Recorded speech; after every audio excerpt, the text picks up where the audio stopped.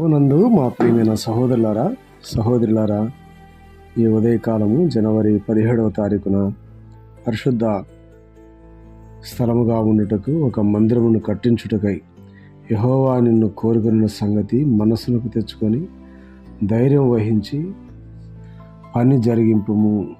ఇవన్నీ అప్పగించి యెహోవా హస్తము నా మీదకి వచ్చి ఈ మచ్చుల పని అంతయు వ్రాతమూలముగా నాకు నేర్పాను అని సొలొమోనుతో చెప్పాను. దినవృత్తాంతం మొదటి గ్రంథము 28వ అధ్యాయము 10-19 వచనములు.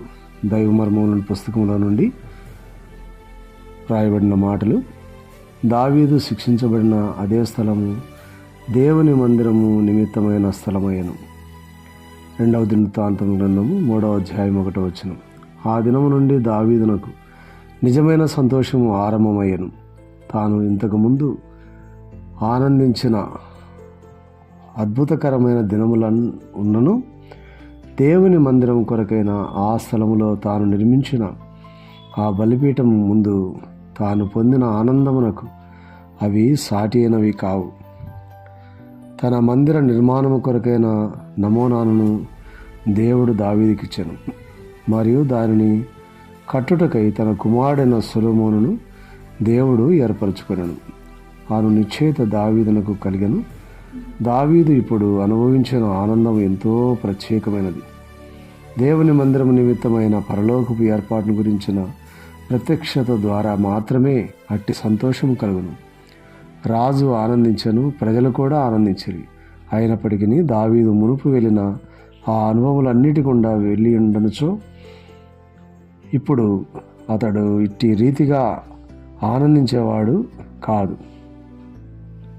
ప్రతి సందర్భము ప్రాముఖ్యమైనదే. యెహోవా యందలి ఆనందము మనకు బలము.